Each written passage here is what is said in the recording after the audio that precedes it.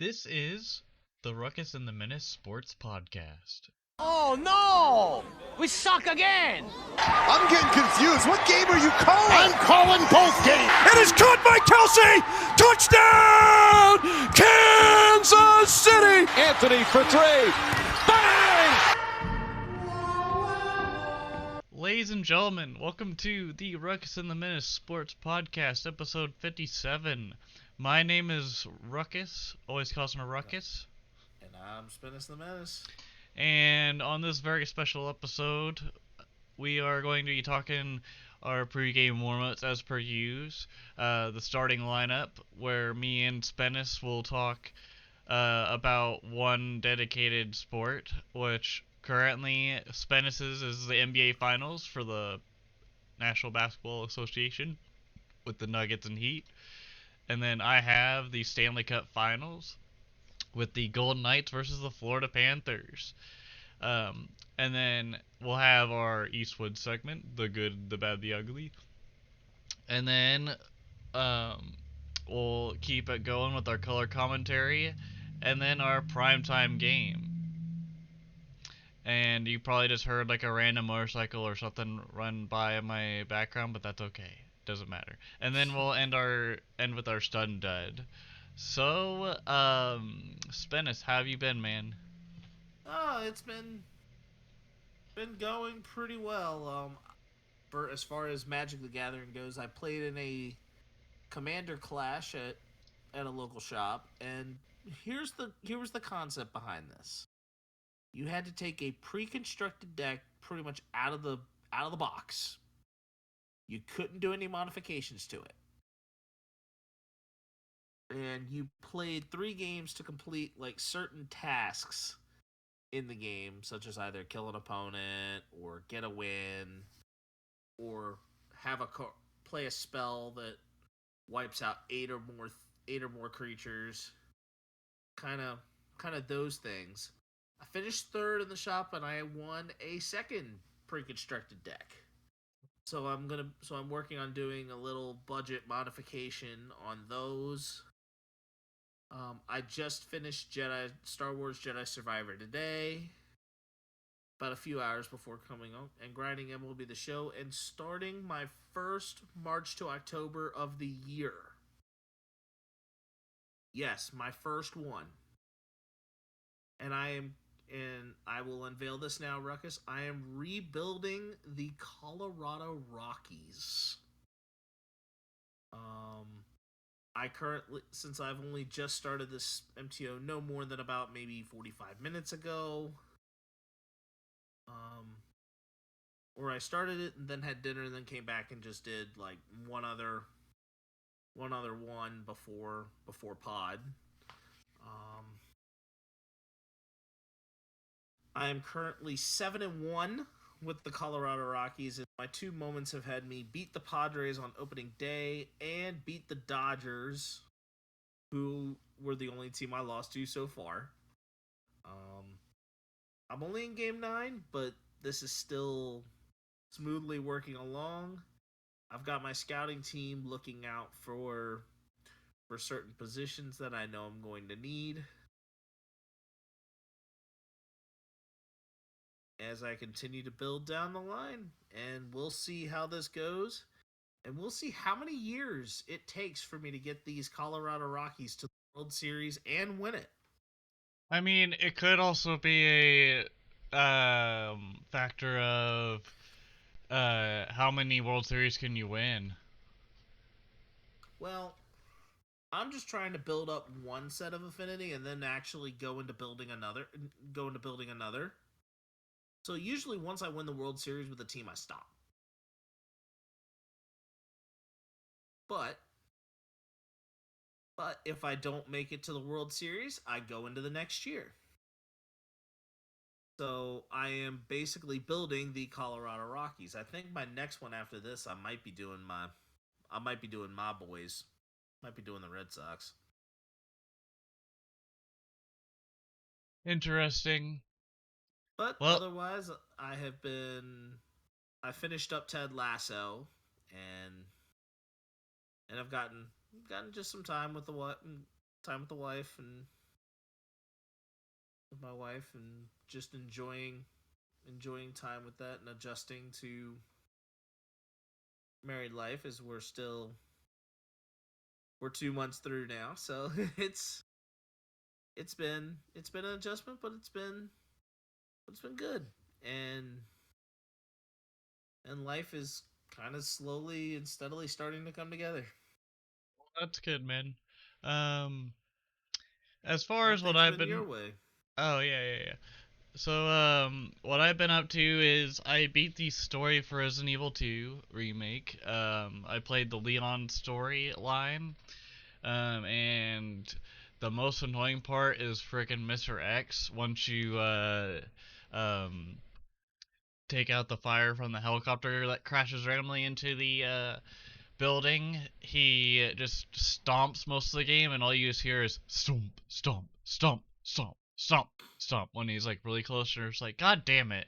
I'm just trying to get to this one part of the map, and all I hear is boom, boom, boom, boom. And I'm just like, great. This butthole is coming out of nowhere. But yeah, I beat that. Fun game. I like the puzzles in Resident Evil, and I also just like the aspects of it too. It's very cool. And I started playing Resident Evil 3 remake, and so far it's been decent. But I really want to get back into playing The Last of Us PC because I've been kind of just chilling, playing Resident Evil and playing Battlefield. And the new Battlefield season comes out in literally 2 days, so Wednesday. So when you guys listen to this, it'll be a day away. But anyways, I also this weekend I went rock climbing at a local fair and did the hardest part of the rock climbing thing on there. It was from that fun uh, company that does like the like bouncy houses and stuff, but they had like the whole package, I guess, at the fair. And there was one for rock climbing, and it's kind of like a basic rock climbing thing. It's not like one of those like huge ones that you'd see at like actual dedicated things, but it was fun. But yeah, as far as that, I also got my first taste of Dr. Pepper strawberries and cream this weekend, and that stuff is so damn good. Strawberry Fanta with a kick of caffeine is what I call it. But yeah, I'd like to start this podcast with a moment of silence, but also an honoring of the late um, owner, uh, wife of the Kansas City Chiefs, Norma Hunt. Sorry, I stumbled there. Norma Hunt passed away yesterday, or not yesterday. She passed away today at the age of 85. And she has seen every Super Bowl since the team has been there. But yeah, I would like to just honor Norma Hunt with a quick moment of silence.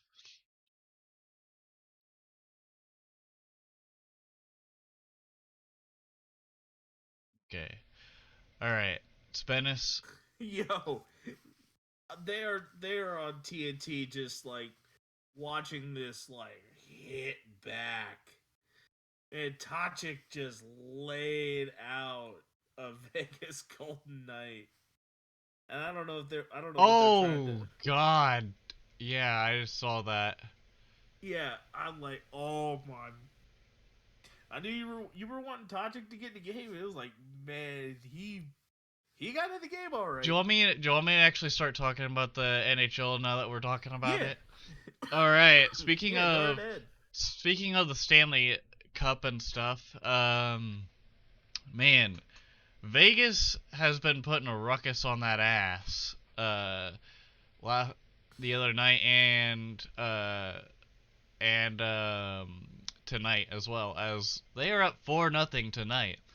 And I believe it was Friday or Saturday they played. Let me look. Crap.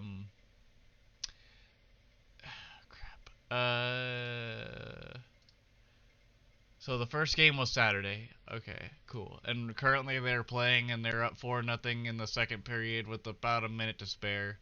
Yeah, and I'm thinking Tajik might have just got tossed. Oh man, he put too much of a ruckus on that ass.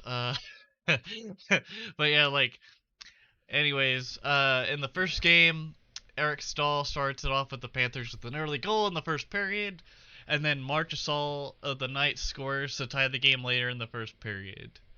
Um, Second period is Shea Theodore scores another goal to give the Golden Knights their first lead of the game, but Anthony Duclair ties the game late in the second period to hold the Knights for a bit. Then in the third, it was all Golden Knights as White Cloud, Stone, and Smith all score goals to give the Knights an early 1-0 lead in the Stanley Cup. And the Panthers have yet to score a goal in Game 2, which I believe it's a best of 7? Yeah, it's a best of 7. Okay. So yeah, whatever the Panthers are doing, they need to, like, wake up. Like, you don't have to check people, but my god, Chuck, like,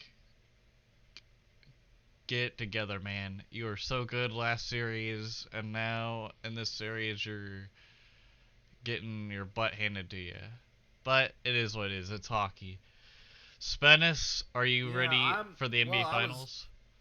I was just double checking to see if they had actually mentioned anything about Tajik, because I think it looked like he got tossed.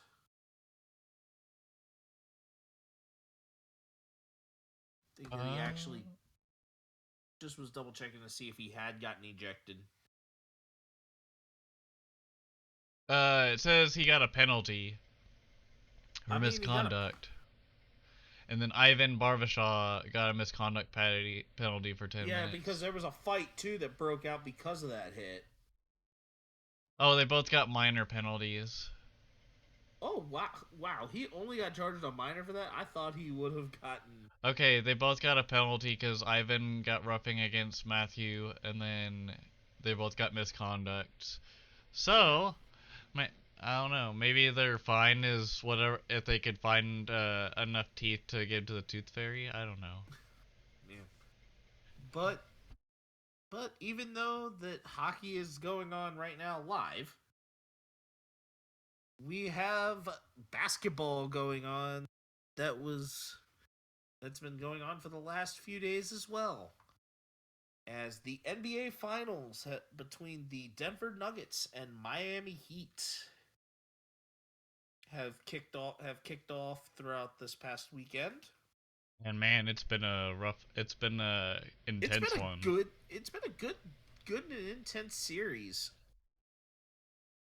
Game 1 on Thursday night, the Nuggets took the first game of the series as Nikola Jokic posted a 27, 14, 10 triple-double, and Jamal Murray added 26 to give the Nuggets a 104-93 victory.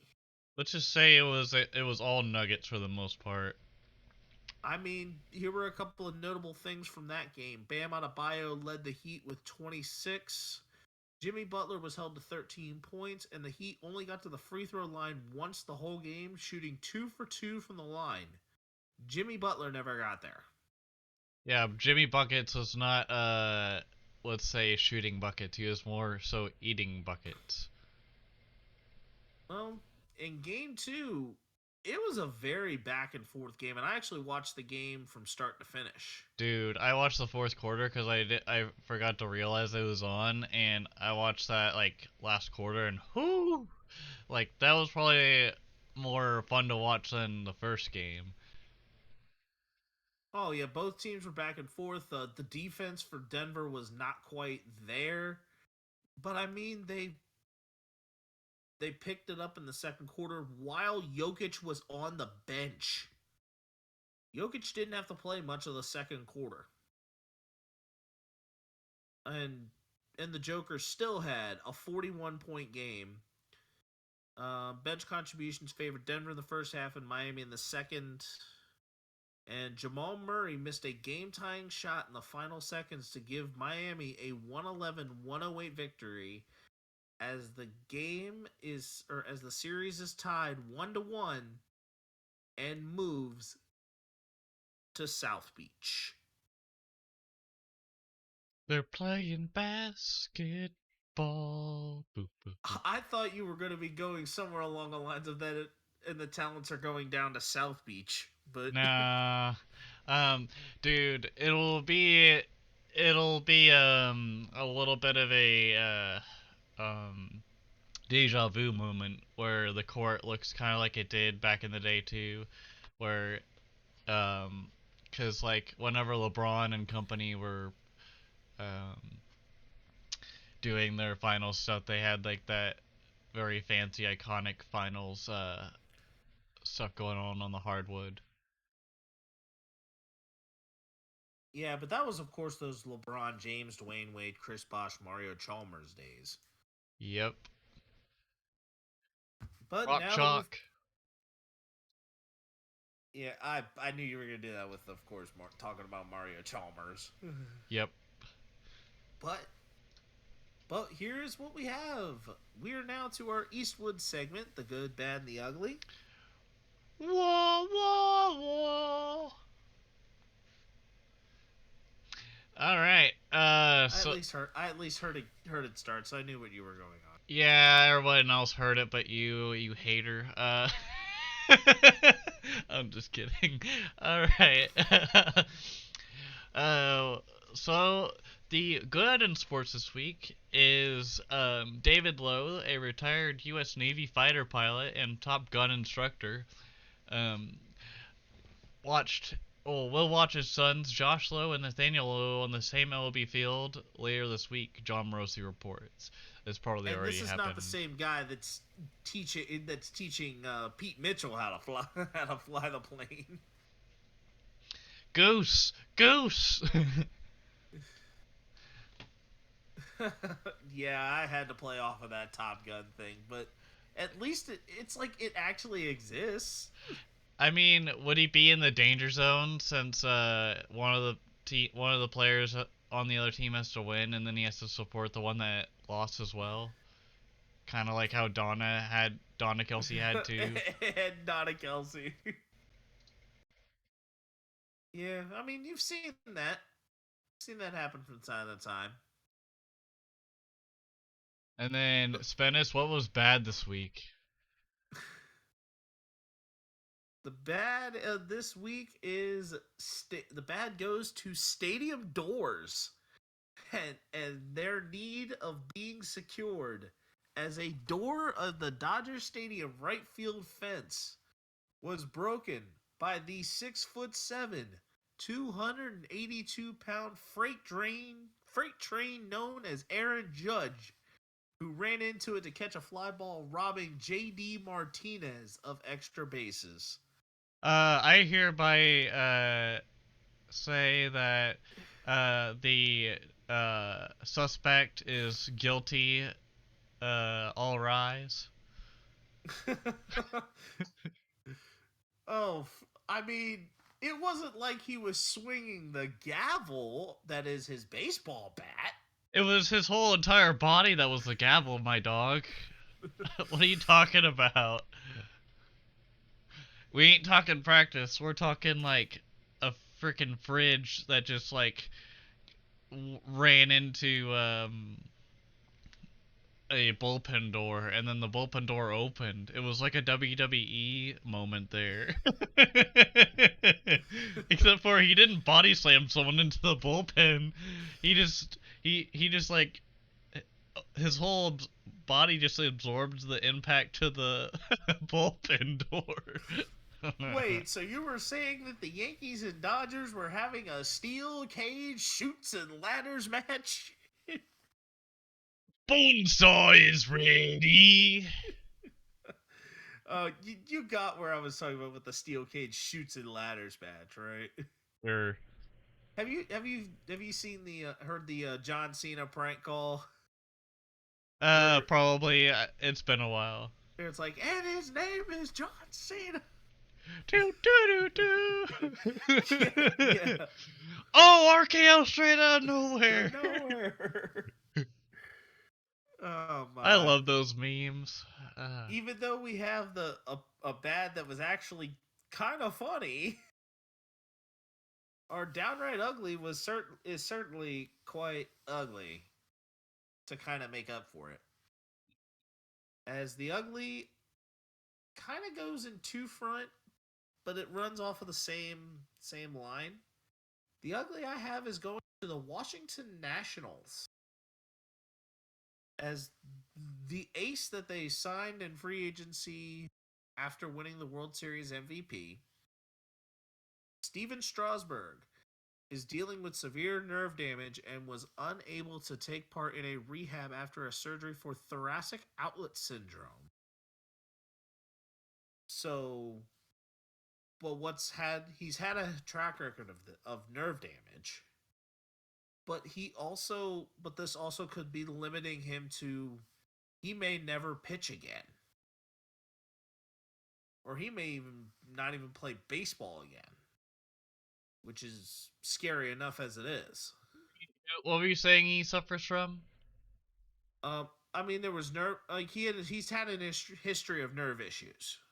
But what was it thoracic outlet syndrome? Thoracic outlet syndrome, yes. So that reminds me of another player that suffered from that did not come back to baseball after that fact, and that is World Series champion Luke Hochevar of the Kansas City Royals. He went down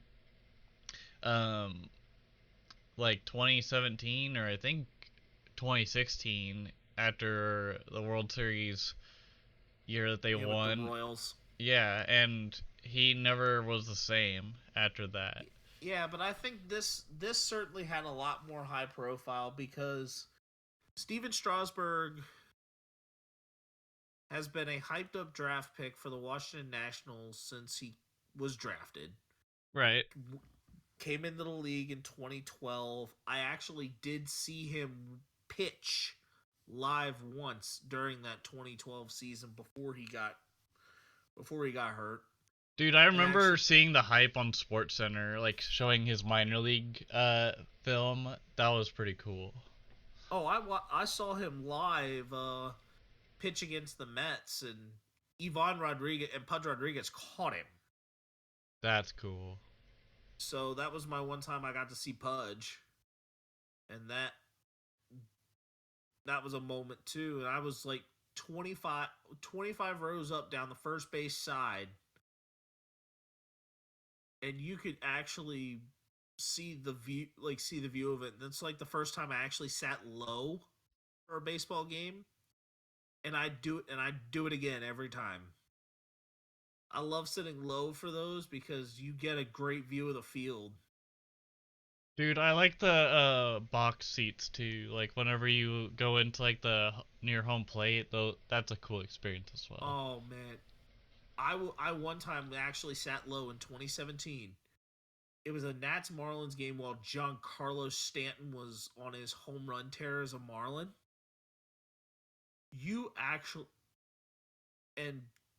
And Stanton actually hit one out in that game. I got to see. Sorry. I was close enough that you actually could hear the crack of the bat from when Giancarlo hit the homer. And I swear that ball that he hit did not land. I mean, it ultimately landed because physics had to do its work, but I mean, he crushed it, and you could tell as soon as it left the bat that he crushed it. Yeah, I remember doing box seats twice, and it was work seats. So like my mom's company had some work seats. Get you a great view too. But yeah, I got to see Salvador Perez up close, and it was the year that he hit the record. He hit the record of home runs for a catcher, and also just in the league in general, where he tied for the most home runs.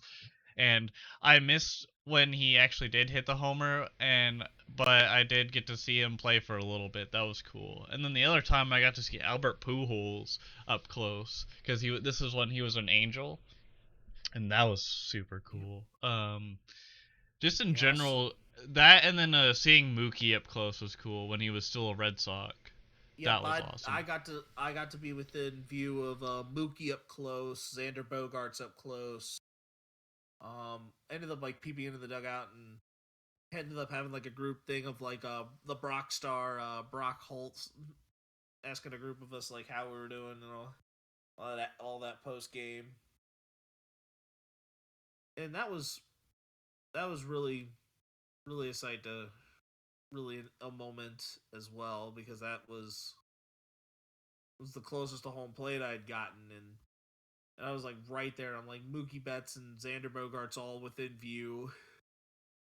I Did mean, you ever have? Did you ever have like the little kids that go Mookie, Mookie? um, I don't think we had any of that, but So the game I went to, at Kauffman Stadium, there was like this kid that every time he saw a Mookie come up to the deck and then go up to the plate, you just hear Mookie, Mookie, Mookie, and we're all just like, oh, it's kind of like if you went up to Mickey Mouse, you went Mickey, Mickey. oh man, but I will say this: the best part about going to a Red Sox game is you would have the like you could hear like the chance of "Let's go Red Sox" from left field to at the plate, and you would know when one side starts it, the other side, and all the others will catch up, and it especially is really good at Fenway Park. Of course, that's the home crowd, but Red Sox fans, no matter where you end up, they travel well. At Fenway Park, at Central Park, Yeah. the But Garden. let's just move on to the color commentary. Where Sounds good. where our color commentary here point counterpoint and kind of just seeing where we got two different points and kind of see which one kind of holds up. And we're gonna start with the Minnesota Vikings. They are at the crossroads at running back one. As Dalvin Cook, there's been speculation that Dalvin Cook could get cut. Should Minnesota keep Dalvin Cook or cut him and start Alexander Madison? Um, I think if so, you still have Kirk Cousins. You lost Adam Thielen. Um, still have JJ. You added another wide receiver with that too, right? So that's like a rookie. They have Jordan Addison. Yeah, you have Jordan Addison now. So if I were the Vikings and I wanted to have a good amount of weapons to give to Cousins, but also the build for the future, if anything, which I'm pretty sure management or higher ups have probably discussed this with Dalvin Cook, but maybe like a restructured deal to where he's cheaper, or I think they just keep him. Well, Because here, I mean, yes, there's speculation that oh he's too expensive, this or that, but how because isn't Alexander Madison like a rookie, or is he more of a no, he's the second. He's the second string running back. okay? I didn't know if he was like a rookie or what his stats were compared to Dalvin Cook. Okay, so with Dalvin Cook, he has a 10-year 10,400,000 base salary with 3 million with a 3 million signing bonus. He's about 11.9 next year. And then for his age 30 season, he's at 12.9 with no signing bonus. There's a potential out, and his potential out is about 8 million a dead cap if the Vikings do cut him. Cook is entering his age 28 season, and he basically has 3 years left on his deal. That's the tough part about the whole thing, but it's 8 million a dead cap.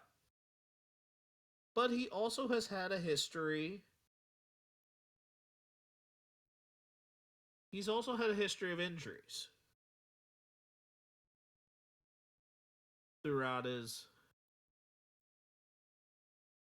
time. I think you keep him. He It's is better than 22 million dead cap like with DeAndre Hopkins. I mean, he's projected to miss 3 games.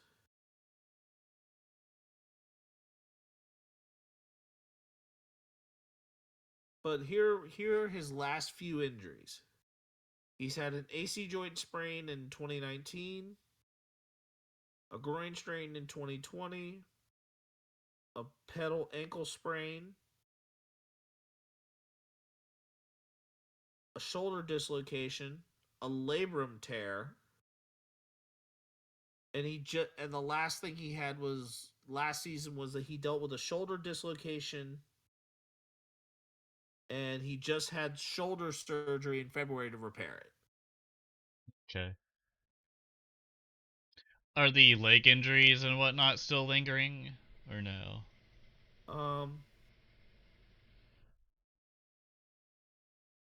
Because he looked okay last season. Wasn't the best season, but in all honesty, you need as many weapons as you can get as a Vikings or team, or like any NFL team. And I think if you're trying to cut him, I don't think it's worth it for the 8 million in dead cap. But it's still better than if you were to cut DeAndre Hopkins, because DeAndre Hopkins was like what, a $22 million dead cap. Yeah, it was a $22 million hit, which was a bigger hit, but still, like, I feel like at that price point, even then, you should just keep him. I don't think it's really worth cutting him, because like Alexander Mattson, yes, he's a second stringer, but like you gotta have weapons. You gotta have two running backs to kind of hold yourself over. And who the hell would you have if you didn't have Dalvin Cook? Well, Dalvin Cook would be the money, is kind of what the Vikings are trying to go for here. But the money is not necessarily.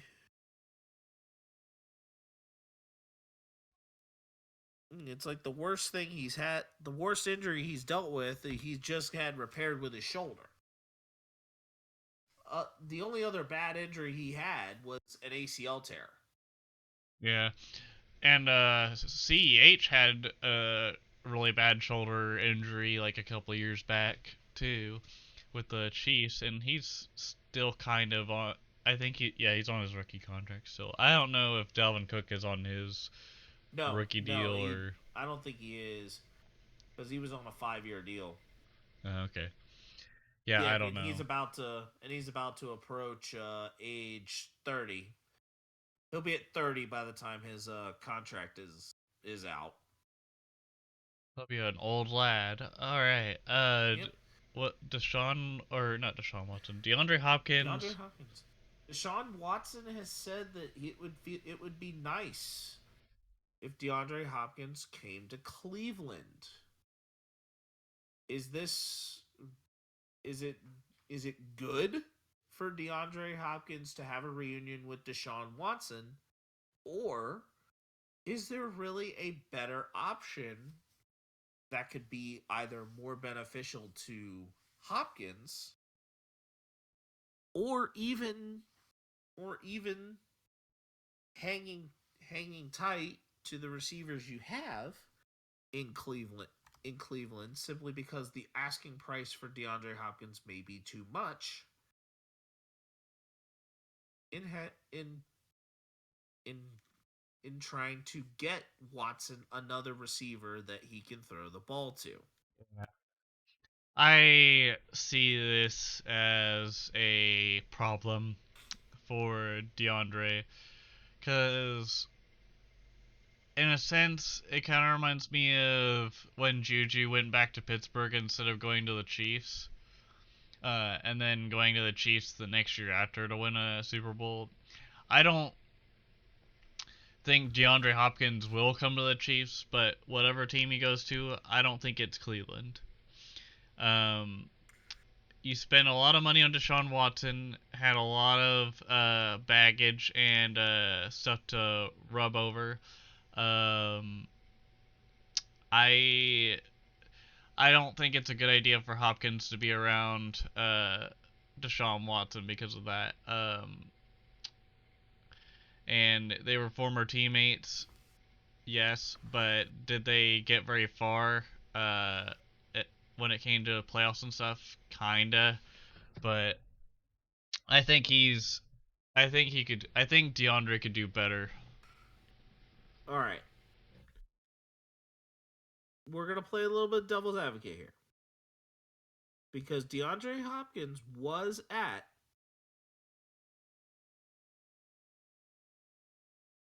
in Houston during the time that Deshaun Watson was there.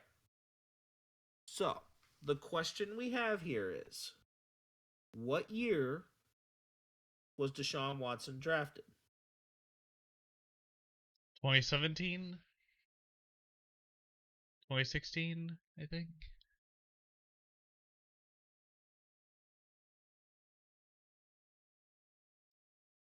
Why? Hold up. Watson on IR in 2017? He was in the 2017 draft. Yeah, Deshaun Watson was IR'd in 2017. Because of a leg injury. Something like that. But Could have just gotten a massage. Anyways. before the 2020, in the 3 years that Deshaun Watson would have had throwing the football to DeAndre Hopkins, in 2018, DeAndre Hopkins had his career high of 1,572 receiving yards and 115 receptions and 11 touchdowns. It wasn't his career high of 13 that he had during Watson's rookie year, but he had 11 touchdowns. So that was a career year for DeAndre Hopkins. Then in 2019, Hopkins had 104 receptions for 1,165 yards and 7 touchdowns before being shipped off to Arizona. So let's be honest here. Because Watson knows how to get DeAndre Hopkins the ball. Correction. DeAndre Hopkins knows how to get the ball no matter who it is. With Kyler Murray, remember that game where it was like at the final seconds where he chucked a freaking mortar into the end zone against the Buffalo Bills? I mean, 2020, Kyler Murray, and I think this was a Kyler Murray year, DeAndre Hopkins did have 115 receptions for 1,407 yards and 6 touchdowns. But I mean, DeAndre Hopkins is a great receiver. Do not get it twisted. But where I am at with this is that DeAndre Hopkins has had his career high in some of his best years with Watson. Granted, Hopkins was also younger. Also, at that point, he was known as like the best wide receiver in the NFL. Yeah. Hopkins basically has turned or will be turning 31 in about an hour and a half. Oh, no. Yeah, actually, in about an hour and a half. So,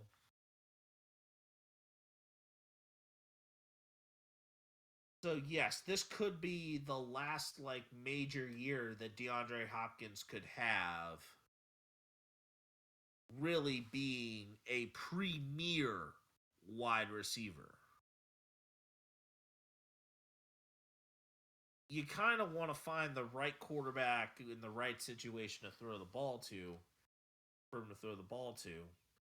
And Deshaun Watson could be it.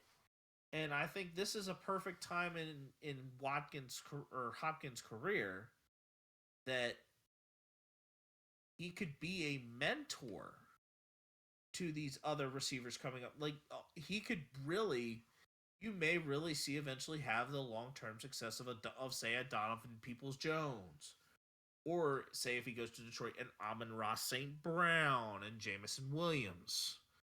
So really, I think if you're looking for a receiver for DeAndre, or like a player in DeAndre Hopkins, if there's a better option, it's more so a better option for a team that could use great mentorship in your wide receiver room. Are the Chiefs one of them? Yes. Do I think the Chiefs will be able to afford him? Absolutely not. I think it just depends on the incentives and stuff if they try to pull that route on him, because that's kind of how they got. That's pretty much how they got Juju, was incentives on top of incentives on top of incentives. But yet Juju didn't come back. Well, yeah, price wasn't right enough. But even before that, last year whenever he signed, last year whenever he signed, it was about a $2 million deal plus incentives on top of incentives. Yeah. But yeah, I don't know. We'll have to see what happens. I wouldn't be surprised if it happens near the end of training camp when he gets signed. We'll see. Are we ready for the next one? Yep, the next one will be Russell Wilson. Wilson is kind of been keeping a lower profile and staying out of the limelight, and also has lost weight this offseason. Are either of those beneficial moves, or will these things not pay off? I think it's a good thing that he lost some weight. It definitely. I was listening to a live podcast with Brandon Perna, and he's a big Broncos guy, and he had Cole DeRoos from How About Those Chiefs on there, and they were talking about Russell Wilson last year being like kind of like bloated and not being able to run very well and getting sacked instantly because of it. And he was thinking that maybe Perna was thinking that maybe Wilson will be able to run better and just be in better shape and not easily get as sacked and move around a little bit more because of that. We'll see. But I think it's a good thing. I think it's always a good thing whenever you can like get in better shape for playing in the league, especially at an older age and at a point in your career where it's like make or break. I think it'll pay off, but I also think it's good that he's keeping a lower profile. But I also miss him going Broncos country. Let's ride. Let's ride. Okay. Yes, last year, under normal circumstances, was a career high of being sacked 55 times. That is the worst sack coverage, or the sack total that he has had since 2019, when he was sacked 48 times. Wilson also, granted that the fumbling was not as high. His worst year for that was in 2017, where he fumbled 14 times and lost 3. And then his second year in the league, the year that he won the Super Bowl, he fumbled 10 times and lost 5. So while Russell Wilson has been able to secure the ball a lot more, I believe that the cutting of weight will be able to help him move. And Sean Payton kind of knows about how to handle a playbook for undersized quarterbacks. That's for Thinking, sure. thinking you know, no, see who I'm thinking of that may be ringing some bells with that one. Drew Brees for 500. A certain Drew Brees. Yep.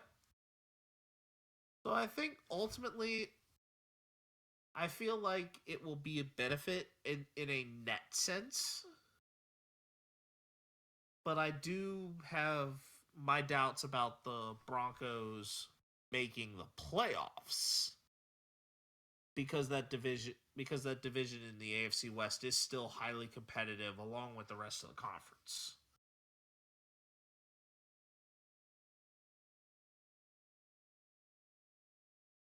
Our next one up will be talking about Torey Lovullo, the manager of the Arizona Diamondbacks, who just got a year extension as the Diamondback skipper. Though the Diamondbacks are surging right now, is it too soon, too late, or right on time?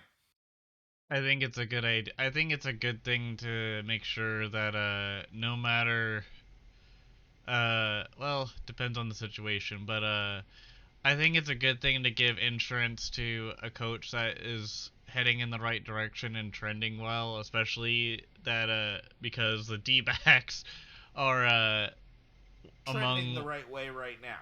right, and they're also among the many to still be in the hunt for early playoff looks, and also they're just in. I mean, yes, they're in a tougher division. The NL West, you've got teams among them: the Dodgers, the Padres, um, and the Giants, which are also all three of those teams are really like built like tanks in a sense, or they were. The Giants especially were like that a couple of years back. Um, but definitely the Dodgers and Padres.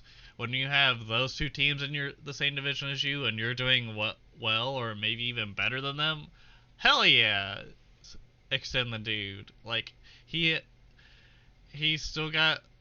It's only a year extension. It's not like you gave him like a 10-year contract and then he just all of a sudden just gives up and on all efforts and just coasted, and then the team just starts to slip. Like I don't think it's too soon. I think it's a smart decision by the Arizona Diamondbacks.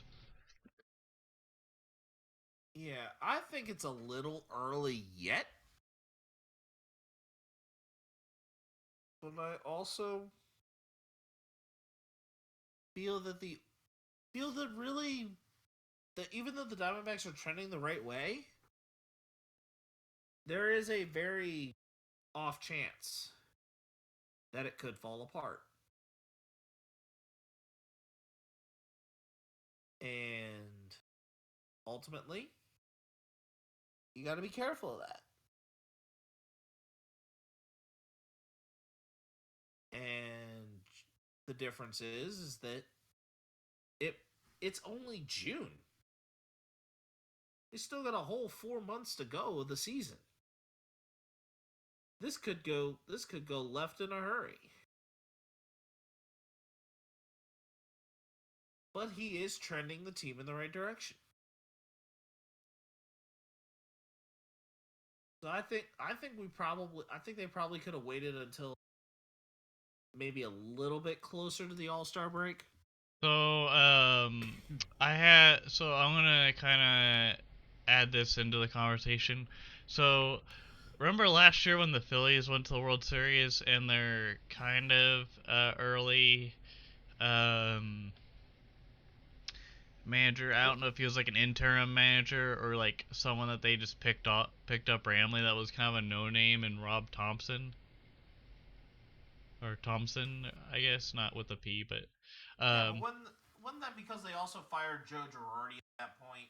yeah. So they announced like in October, whenever he got way farther in the playoffs, that they announced they signed Thompson to a 2-year contract to remain as their manager through 2024, That's rewarding different. him.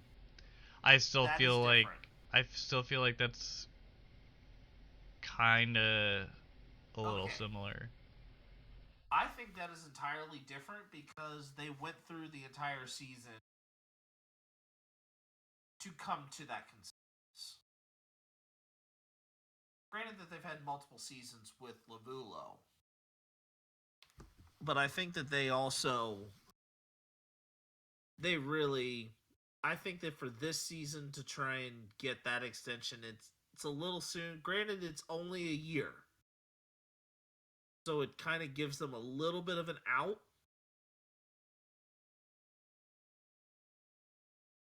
But it's almost like, if he continues to succeed out of that 1 year, what is this 1 year after that going to turn into? Something bigger, or it could mean that he moves on. Who knows? Yep. Maybe there's another team that's like, hey, this guy is pretty good. Let's try to see if we can outbid the D-backs. Yep.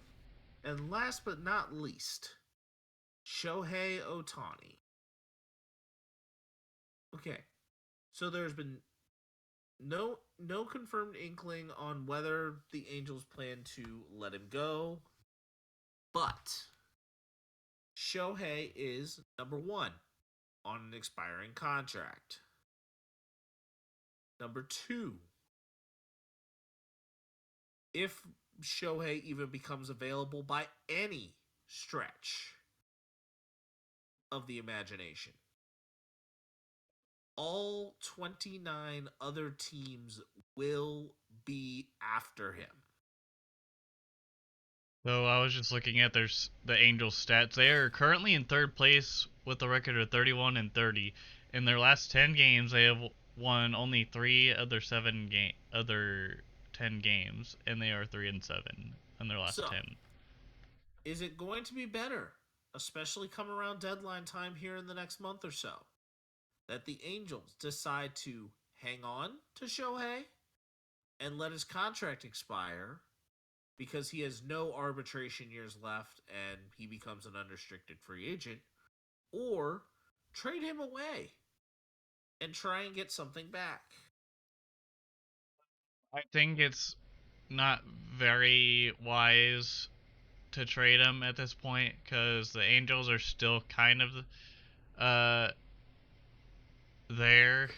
I mean, yeah, you still have some players that need to still show up, but I don't know. Part of me feels like it's too early to tell, but at the same time, it could be a precursor to a Shohei trade. But I don't think if you're the Angels that you trade him right now or during the time that they do like the trade deadline. I don't think it's gonna happen. I think that is one of those off-season things that happens where another team picks him up if it isn't the Angels. Because if you trade him now, then you lose a lot of ticket sales when it comes to the Angels of Anaheim. You still got Mike Trout there. Yeah, but he's a shell of himself. He is injury prone to the point where he they make it sound like he's like in critical condition or something like that with his back, even though he plays every day. Like, it's, I have a feeling he's turning into Mike Sweeney. To be honest, when it comes to injury proneness, we'll see. But yeah, the best years of Trout are behind him, and if Ohtani and company doesn't get it done, I don't think they're gonna trade him during the deadline. There would have to be a astronomical cost to get Ohtani. I'm talking like either a 3-team trade or like 5 Somebody players. sells the farm. Yeah, right. Like, So this isn't a Juan Soto trade. This is something bigger than a Juan Soto trade. no, but a Juan Soto trade, even the Juan Soto trade was huge. Kind of. But Because who'd you get in return for Juan Soto? I'm gonna look that up while you bring up your point you were just about to make. well, basically the Padres had a decent farm system that kind of just had themselves go to the Nationals. So the Nationals got C.J. Abrams, which has been pretty good. Mackenzie Gore, which has been pretty damn good. Robert Hassel, James Wood, and Jarlin Susana. So I mean, So two of those guys have been pretty good. And some of those guys are still like upper ranked prospects at the time in the Padres system.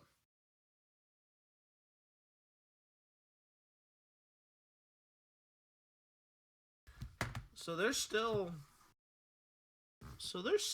like room to go. Yeah, I don't know. We'll see what happens. I just don't think the Shohei thing is gonna happen when it comes to the trade deadline. I think it's gonna be a big, like, stressful time for sports writers and stuff like that are trying to figure out whether or not who's gonna get moved at the deadline or not, or who's gonna get cut. We'll see. Do you want to go to a prime time? Well, I will close with this. If the Angels do decide it is time to pull the trigger on Shohei Ohtani, he will go to a contender on a rental. This is exactly what guys like Manny Machado did that ultimately led to him going to the Padres. And normally the expiring year of a contract year is normally a good time for a team to say, we're going to dump you off to try and have you go for a championship. Bye. Bye.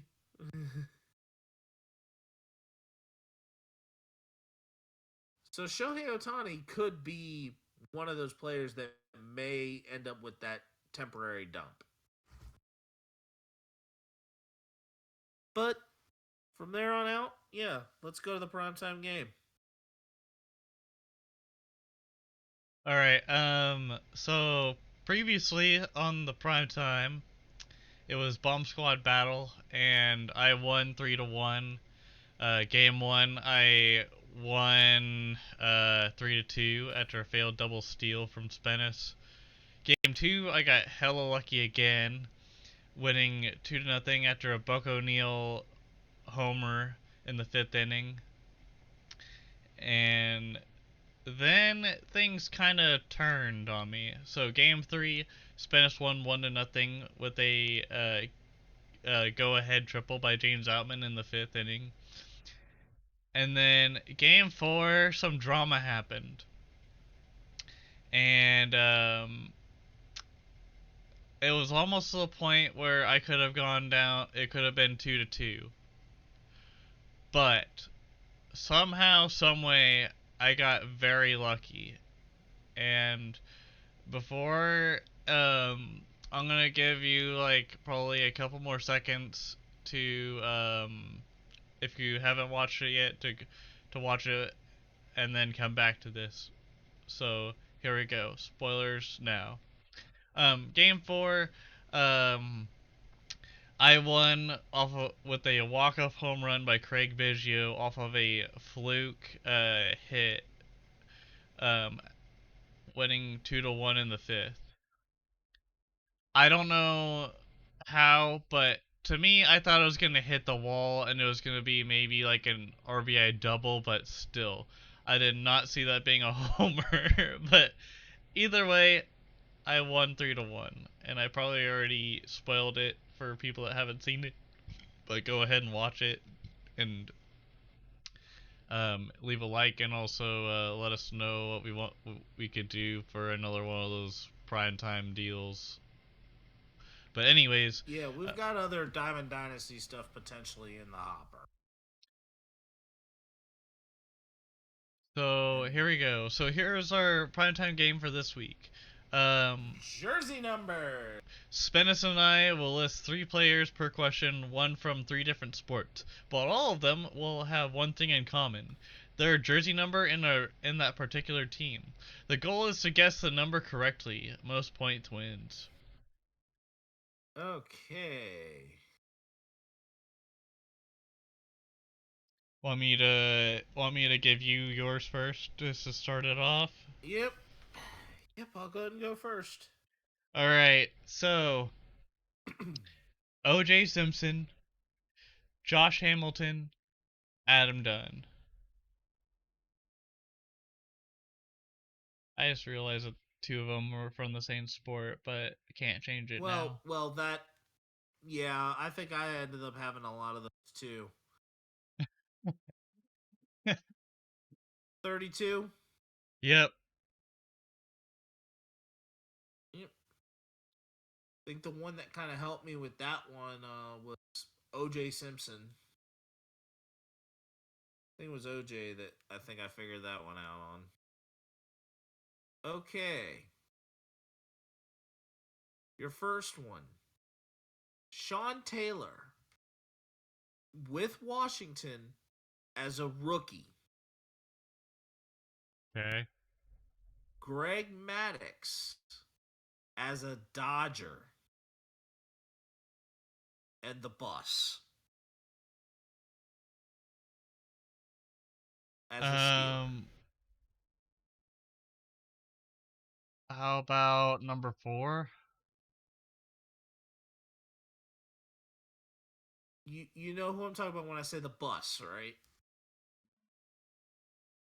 Kind of. Jerome Bettis Okay. as a Steeler. Jerome Bettis as a Steeler. Greg Maddux as a Dodger. Sean Taylor when he was with Washington. During his time at Washington when he was a rookie. Okay. The one that should help you get this is Jerome Bettis as a Steeler. Okay, because I was thinking Greg Maddux had like a single-digit number. Nope. I'm gonna say 14. Nope. Because at the time when Sean Taylor was a rookie, safeties were in the numbers of 20 to 49. The correct answer to this is 36.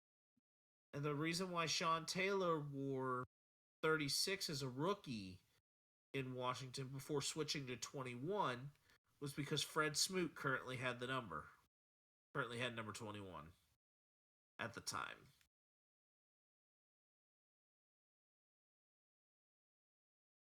So unfortunately, you missed that.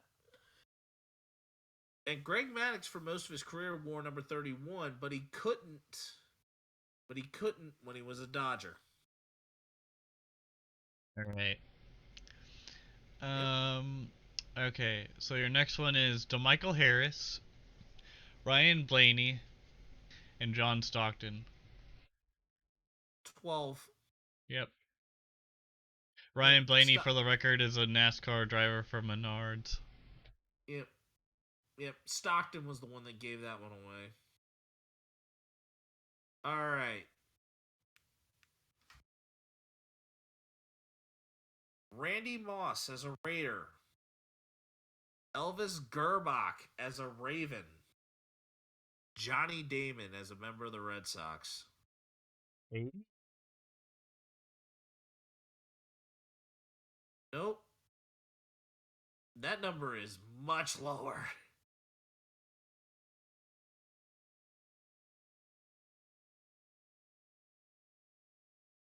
Much, much lower. 8. No, now you're going the wrong way. Not that far.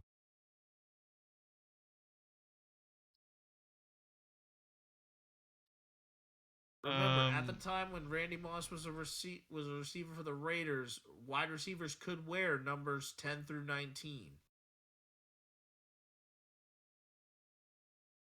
Okay. And Gerbach also wore this number as a Chief.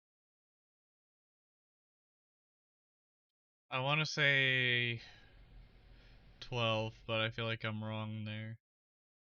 Nope, 18. Ah, that was my second thought there, or my fourth. 18. Yeah, I didn't give you an obvious one for that, which would have been I could have given you Peyton Manning for that one. I could have given you but I was giving you stuff that I'm like, okay, this is one you should clearly know.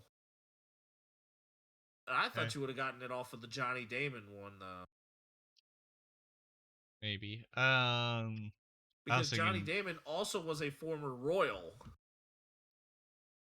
I also didn't know if I figured Damon on the Red Sox was gonna be like in the 80s or something like that. But anyways, here is the next one. So, I've got Dennis Potvin, Kevin Garnett as a Celtic, Joe DiMaggio. 5. Yep. Oh, yeah. And by the way, Johnny Damon did wear 18 as a member of the Kansas City Royal. Cool. So that was why I would have tried to help you with that one. Okay. Yeah. So, you've got Chris Webber as a member of the Kings. Jim Harbaugh as a member of the Colts. And Lou Gehrig.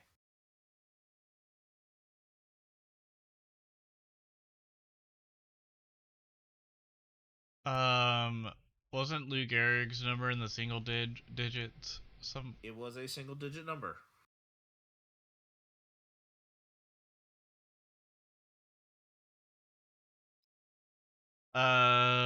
Was would that be number 6? Nope.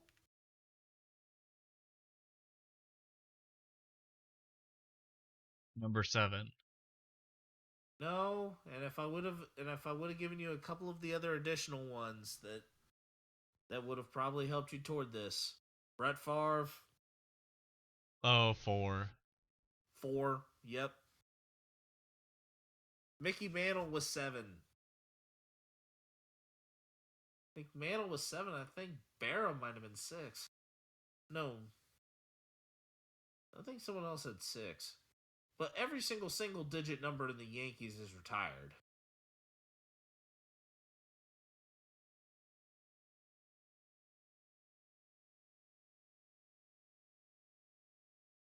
But I'm shocked you didn't get that Lou Gehrig one because we just had the Lou Gehrig card come out for ALS.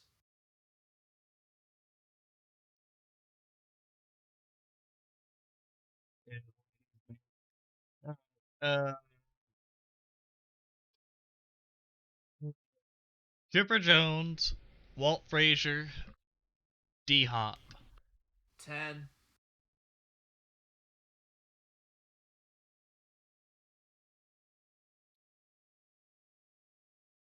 Yep, the number in this case is 10. All right. Donovan McNabb, Brooks Robinson, Jeff Bagwell.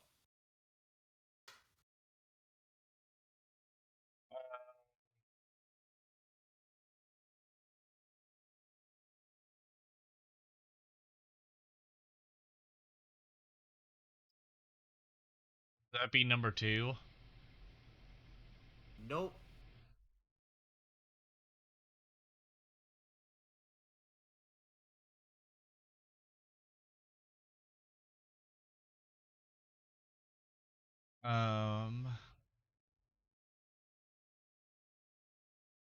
The single-digit number. So you said Donovan McNabb, Jeff Bagwell. Donovan McNabb, Jeff Bagwell, and Brooks Robinson. Okay, wouldn't that be 5? Yes. Okay. I don't know why I was thinking number 2. Probably because of McNabb. McNabb has always worn number 5. Yep.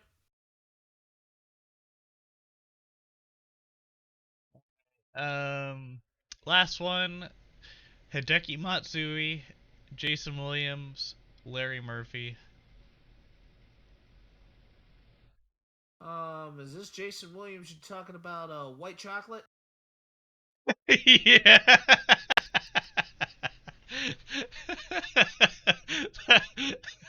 that came 55. That came out of left field, my dog. You mean white chocolate?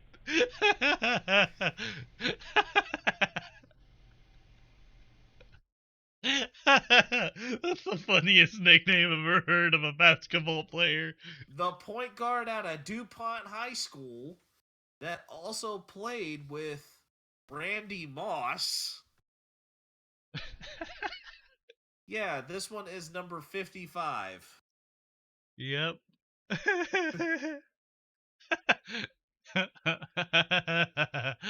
That should be our quotable.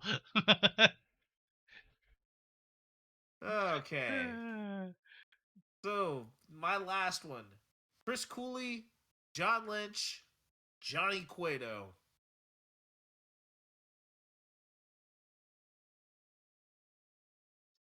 Ooh.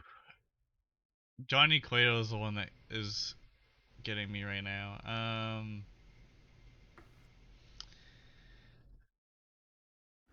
88? No. And Cueto wore this number for your World Series champion Royals.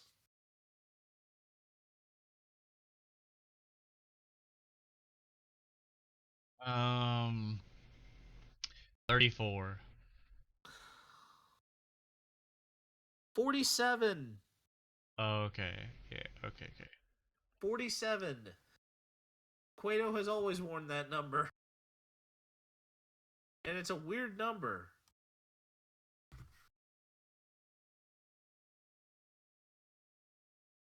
So let's go right into our stud and dud.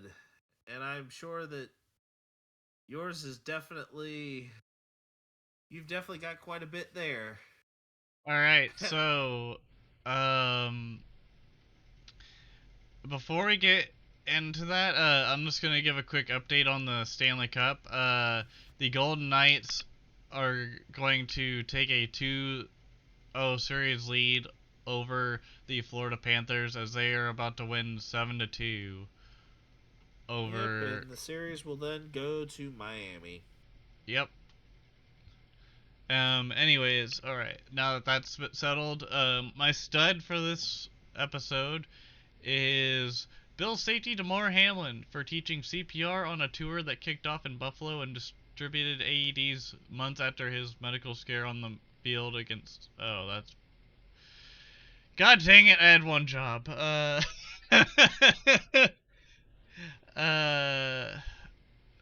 Menace, I'll let you take that one. What? You were trying for the, I said your stud instead of mine. Oh, you did the Damar Hamlin one? No, you did. I just read off of yours instead of mine. Well, Ruckus's actual stud was Albert Pujols making his broadcast debut on Fox Sports. There you go. Thank you. I feel better now. And then if you want to say my honorable mention, go for it. Was talking about... Oh, wait, you did the Liam Hendricks one, too? No, I'm just saying, well, screw it. I didn't say your honorable mention, so I'll just do this. Big Slick broke a record for charity, raising $3.5 million for Children's Mercy the last weekend on Friday. into Saturday. And then my dud is Michael Porter Jr.'s handling of the bubble from the 2020 NBA playoffs, as he said in a podcast that he sipped pina coladas all day with the homies at the hotel. So, may I ask, do you like pina coladas? And I know where you were going with this. Because, and the hard part is that it's like, and I think the next line of that song is clearly getting drunk in the rain or something like that. Yep. Anyways, Spennis.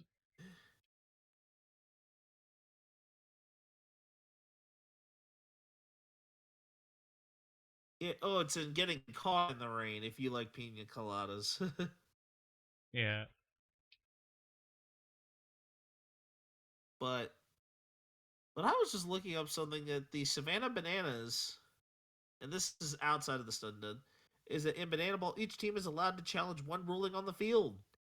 There's one, and that each team is allowed, and the fans have one challenge as well. So they've actually expanded that.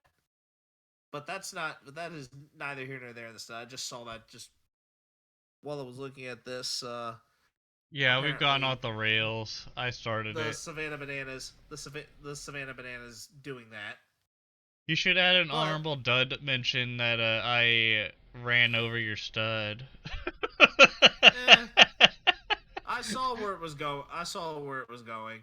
But my honorable mention was that Liam Hendricks got his first strikeout since going through cancer treatment earlier this year, off season.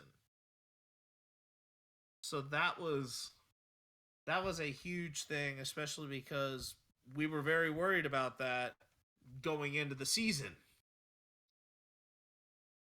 But my dud, and this is also kind of scary. Tigers pitcher Jose Cisnero yeeted and lost control of a 96-mile-an-hour fastball that knocked down and hit Corey Blazer, the umpire, in the face mask. This caused the White Sox to win 2-1 in 10 innings over the weekend. And even worse, all 3 runs in that game were scored on wild pitches. So it came down to which pitching lost command more often as to who lost. But that was a wild series between the White Sox and Tigers. And then the Pirates and Cardinals were interesting because the Pirates actually swept St. Louis, and we've got ourselves some fun baseball ahead. But hopefully, Mr. Blazer, you're okay. You're okay. Ruckus, go ahead and take us out. Alright, ladies and gentlemen, thank you for listening to the Ruckus and Menace Sports Podcast, episode 57. Make sure to like our videos, comment if you want or see an improvement or have an idea or just really like the podcast or have any questions as far as sports stuff. Whether it's rumors that have been going around in sports or other things such as our specific teams. Let us know. Subscribe if you want to get notified that for our new episodes that we come out with every Tuesday. And also leave a like again on this video. Tell your friends about our videos. And we'll see you later on. Deuces.